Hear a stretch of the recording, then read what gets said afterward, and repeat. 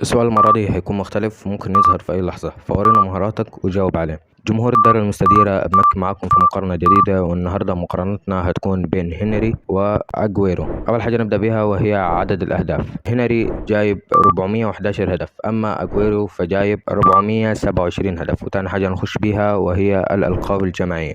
هنري جايب كأس العالم واليورو الأوروبي وكأس القارات والدوري الإنجليزي مرتين وكأس الاتحاد ودوري الاتحاد الإنجليزي ودوري أبطال أوروبا.